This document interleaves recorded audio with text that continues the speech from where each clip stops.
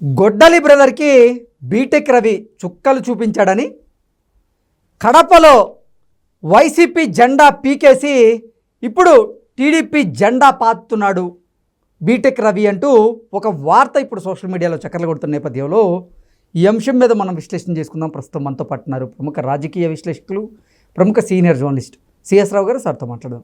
Sir నమస్తే. Sir నమస్తే. గొడ్డలి బ్రదర్కి బీటెక్ రవి చుక్కలు చూపించాడని, అలాగే కడపలో వైసీపీ జెండా పీకేసి అక్కడ టీడీపీ జెండా పాతాడు బీటెక్ రవి అంటూ రకరకాలుగా కొన్ని వార్తలు ఇప్పుడు సోషల్ మీడియాలో చక్కర్లు కొడుతున్నాయి. ఏంటి సార్, దీన్ని ఎలా చూడాలి? ఇప్పుడు కళ్ళెదుటే కనిపిస్తున్నటువంటి దృశ్యం ఏంటంటే జగన్మోహన్ రెడ్డి గారి కంచుకోట కడప, అక్కడ వైఎస్ఆర్ కాంగ్రెస్ పార్టీ జెండా కనిపించకుండా పోతుంది అనేది కనిపిస్తుంది, క్లియర్గా కనిపిస్తుంది. అక్కడ వచ్చేటువంటి ఫలితాలు, ఇప్పుడు నీటి సంఘాలకు సంబంధించినటువంటి ఎన్నికల్లో ఫలితాలు ఏకగ్రీవంగా తెలుగుదేశం పార్టీ జెండా ఎగరేసింది. అది మరొక ముందే కడప సంబంధించిన కార్పొరేషన్లో కార్పొరేటర్లు అందరూ కూడా తెలుగుదేశం పార్టీకి వచ్చేస్తున్నారు. ఇప్పుడు ఆల్రెడీ 11 మంది 12 మంది వచ్చేసారు. మిగిలినటువంటి వాళ్ళు కూడా వచ్చేటువంటి పరిస్థితులు కనపడుతున్నాయి. దాని ఫలితం ఏంటి? కడప కార్పొరేషన్ మీద తెలుగుదేశం పార్టీ జెండా ఎగరబోతుంది. ఇంతకంటే ఘోరమైనటువంటి పరాభవం జగన్మోహన్ రెడ్డికి మరొకటి ఉంటుందా? ఉండదు కదా. ఆయన సొంత జిల్లా కంచుకోట.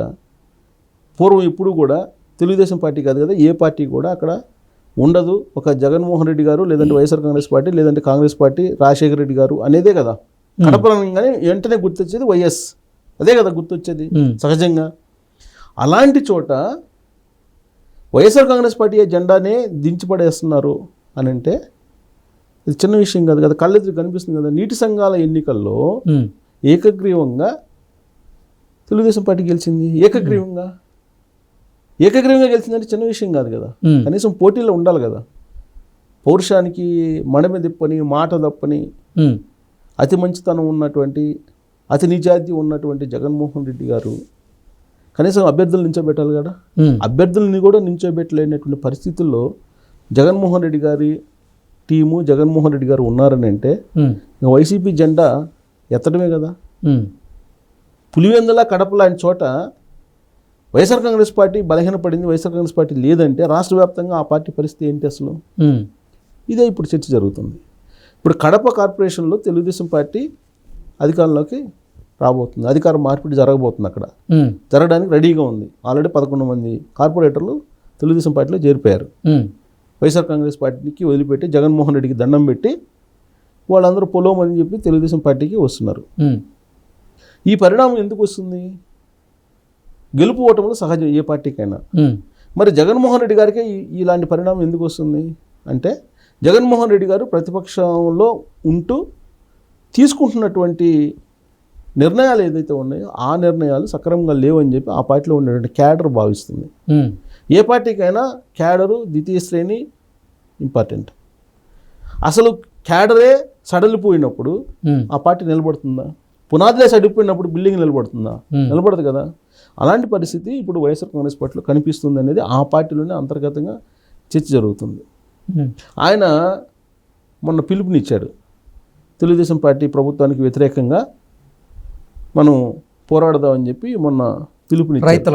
రైతుల మీద రాష్ట్రంలో ఎక్కడైనా వచ్చారా? కలెక్టరేట్ ధర్నాలు చేయడానికి పిలుపునిస్తే ఎవరైనా వచ్చినట్టుగా దాఖలాలు కనిపిస్తున్నాయా? తర్వాత కేసులు పెడుతున్నారు, అరాచకాలు చేస్తున్నారు ఇప్పుడున్నటువంటి ప్రభుత్వం. దీనికి వ్యతిరేకంగా మనం రోడ్లు ఎక్కుదాం అని అంటే ఎవరైనా స్పందించారా? మరి ఇలాంటి పరిస్థితుల్లో వైఎస్ఆర్ కాంగ్రెస్ పార్టీ ఉంటుందా జెండా అని అంటే షర్మిల గారు ఏం చెబుతున్నారు? జగన్మోహన్ రెడ్డి గారి పని అయిపోయిందని చెప్పి ఆవిడ డిసైడ్ చేసేసారు ఆవిడ. ఇక జగన్మోహన్ రెడ్డి గారిని నమ్మేటువంటి పరిస్థితి లేదు. ఆంధ్రప్రదేశ్ ప్రజలు జగన్మోహన్ రెడ్డి గారిని నమ్మరు. మేమే నమ్మట్లేదు, కుటుంబ సభ్యులు, సొంత చెల్లెళ్ళని ప్రజలు ఎట్లా నమ్ముతారు? అన్ని రకాలుగా మోసం చేశాడు. ఆయన చేసినటువంటి మోసము, అరాచకము, అభద్రతాభావం ఇవన్నీ కూడా ఆంధ్రప్రదేశ్ ప్రజలు చరిత్రలో మర్చిపోలేనటువంటివి. కాబట్టి ఆయన నమ్మి మళ్ళీ ఓటేయరు. కాబట్టి దుకాణం బంద్ అని చెప్పి ఆవిడే చెప్తున్నారు. దానికి తగిన విధంగా జరుగుతున్నటువంటి పరిణామాలు కనిపిస్తున్నాయి. వైఎస్ఆర్ కాంగ్రెస్ పార్టీలో 11 మంది ఎమ్మెల్యేలు ఉన్నారు. మరి అసెంబ్లీకి ఎందుకు వెళ్ళట్లేదు? వెళ్ళాలి కదా, బాధ్యత కదా. ఒక్క ఎమ్మెల్యే ఉన్నా ఒక్కడు జగన్మోహన్ రెడ్డి గారు గెలిచినా వెళ్ళి కూర్చోవాలి. అప్పుడే నీ పోరాట పటిమ, ప్రజల మీద నీకున్నటువంటి బాధ్యత బయటపడుతుంది, సమాజం గమనిస్తుంటుంది. కానీ నేను అసెంబ్లీకి వెళ్ళనని చెప్పి భీష్మించి కూర్చున్నాను, ప్రతిపక్ష హోదా ఇవ్వకపోతే అని చెప్పాను. ప్రతిపక్ష హోదా ఎవరిస్తారు? ప్రజలు ఇస్తారు, కోర్టులు కాదు కదా ఇచ్చేది. లెజిస్లేషన్ ఇది, ఎన్నికల ప్రక్రియ. ఈ ఎన్నికల ప్రక్రియలో నువ్వు ప్రజలు ఇస్తే నువ్వు ప్రతిపక్ష నాయకుడు అవుతావు, లేదంటే సీఎం అవుతావు. ప్రజలు ఇవ్వకుండా కోర్టులు ఇస్తాయా? ఇవ్వవు కదా. మరి ప్రజలు ఇచ్చినటువంటి డెసిషన్ నువ్వు తిరస్కరించినట్టు అవుతుంది కదా, తిరస్కరించినట్టు భావిస్తున్నారు కదా. అందుకే ఇప్పుడు కడపలో కూడా ఆ పార్టీని ఆదరించలేనటువంటి పరిస్థితి వచ్చింది. దీని అంతటికి కారణం ఏంటనే స్క్రూటీ చేసుకుంటే జగన్మోహన్ రెడ్డి గారు అక్కడ గొడ్డలి బ్రదర్ అని చెప్పి ముద్దు పేరు పిలుచుకుంటున్నారు అందరూ. ఎవరు గొడ్డలి బ్రదర్ అంటే అవినాష్ రెడ్డి గారు, కడప ఎంపీ.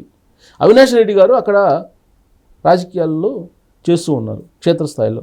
జగన్మోహన్ రెడ్డి గారు ముఖ్యమంత్రి అయినప్పటి నుంచి క్షేత్రస్థాయిలో మొత్తం ఆయనే చూసుకుంటున్నారు.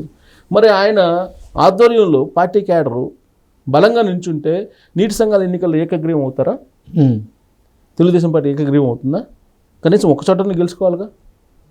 మరి ఏకగ్రీవం ఎందుకు అయిందని అంటే అది అవినాష్ రెడ్డి గారి కారణంగానే అక్కడ పార్టీ క్లోజ్ అవుతుంది అనేది. తర్వాత ఇప్పుడు కార్పొరేటర్లను కూడా కాపాడుకోలేని పరిస్థితులు అక్కడ ఎంపీ ఉన్నాడు. కడప కార్పొరేషన్ కార్పొరేటర్లను కూడా జిల్లాలో ఉండేటువంటి కార్పొరేటర్లను కూడా కాపాడుకోలేని పరిస్థితుల్లో అవినాష్ రెడ్డి గారు ఉన్నారు.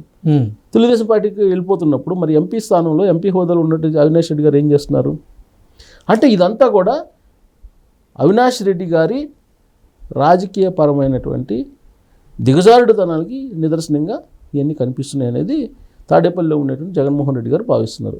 అయినప్పటికీ ఏం చేయలేరు. కారణం ఏంటి? తాడేపల్లిలో ఉండేటువంటి రాజకీయాల్ని ఇండైరెక్ట్గా అవినాష్ రెడ్డి గారు కుటుంబం చేతిలో పెట్టుకుందనేది వైఎస్ఆర్ కాంగ్రెస్ పార్టీ అంతర్గతంగా భావిస్తూ ఉంటుంది, అంతర్గతంగా చర్చించుకుంటూ ఉంటారు.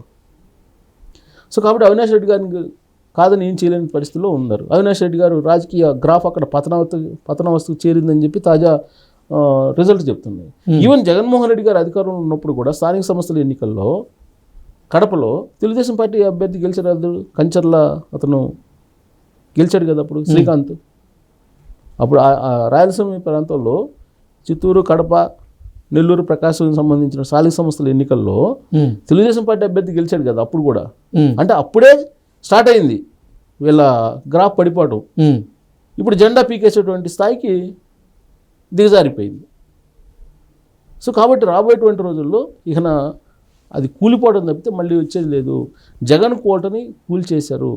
దాన్ని ఎవరు కూల్చారంటే బీటెక్ రవి సుదీర్ఘమైనటువంటి పోరాటం చేసి తెలుగుదేశం పార్టీ ఎమ్మెల్యే అక్కడే కడపలో ఉంటూ రాజకీయం చేసి ఆయన రాజకీయ వ్యూహాలతోటి తెలుగుదేశం పార్టీని కడప జిల్లాలో జగన్మోహన్ రెడ్డి గారి కంచుకోటలో నిలబెట్టగలిగారు. జెండా ఎగురువేయబోతున్నారు త్వరలో కడప కార్పొరేషన్ మీద. ఓకే. సో పులివెందుల రాబోయేటువంటి రోజుల్లో పులివెందుల్లో కానీ జడ్పీటీసీ, ఎంపీటీసీలు కానీ వీళ్ళందరూ తెలుగుదేశం పార్టీలో రావడానికి సిద్ధంగా ఉన్నారు.